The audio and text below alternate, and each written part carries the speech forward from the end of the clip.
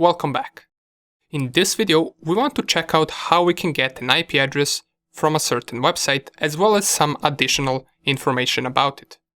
So, since we can't really do this with our OWASP because this is a virtual machine that's hosting a website inside of our local network, so it doesn't really have a domain name, or should I say a link.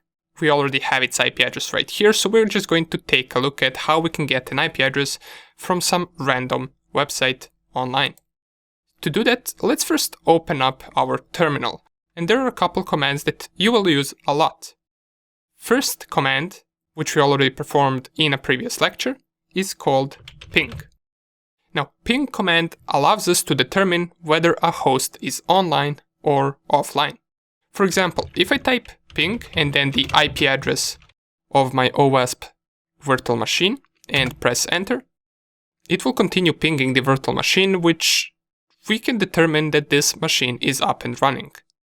Now to stop this, let's press Ctrl C, and besides using ping and then the IP address, we can also use ping with a website name. For example, we can type ping google.com and it will perform the same thing.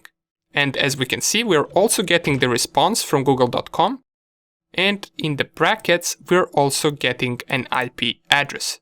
So with this command, we did manage to get an IP address of google.com. Now, one thing to take in is that this command, or the ping command, doesn't necessarily always tell us the truth. Some websites might block ping probes and we might not be able to ping them, however they could still be online. And we're going to take a look at that later on, but just keep it in mind for now that if the pinging doesn't work, it doesn't necessarily mean that the website is offline. Okay, now another command that you can use to determine the IP address of a website is called host. If you type host, and let's right now use, for example, Tesla, so host tesla.com, it will tell us tesla.com has an address of 199.66.11 and then 62. It also gives us some additional information such as tesla.com mail is handled by this. Okay, so this is additional information, but we were mostly interested in this.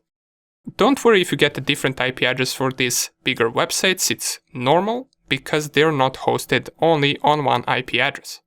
And the third way that we can determine is with the help of a command called Nslookup. So if I type nslookup.com, it will give me a response of my server or my DNS server, or in this case my router, which is hosted at the IP address of 192.168.1.1.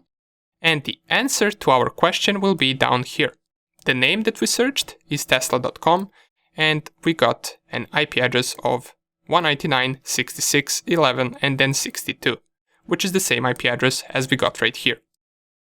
But besides getting an IP address, we can also extract some additional information that is publicly available.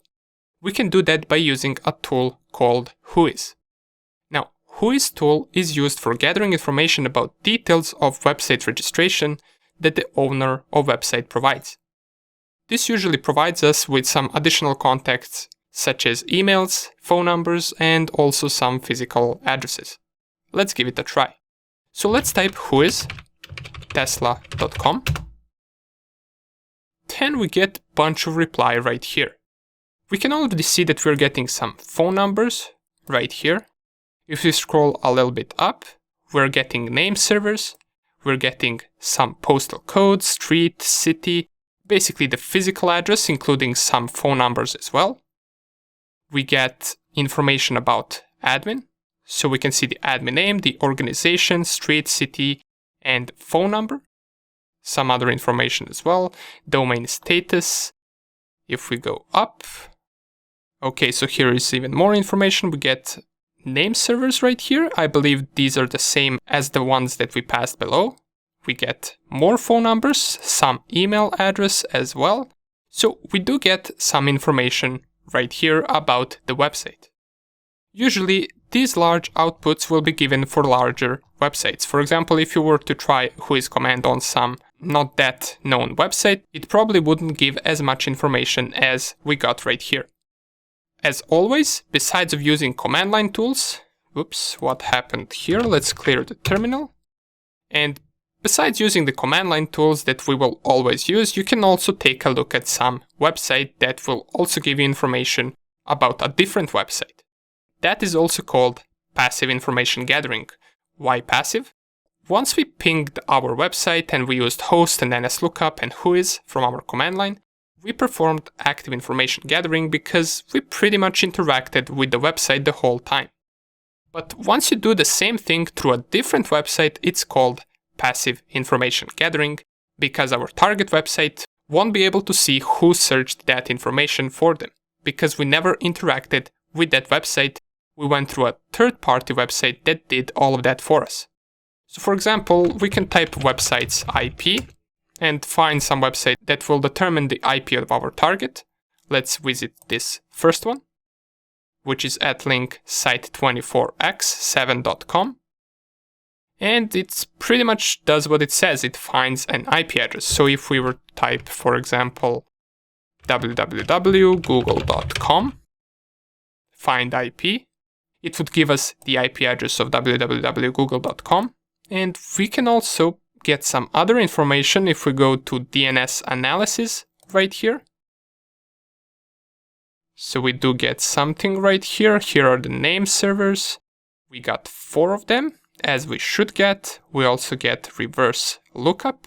So we can also perform DNS analysis right here and gather information from this third-party website as well. Okay, awesome. But these are all basic things. So we're pretty much just getting the IP address of the website.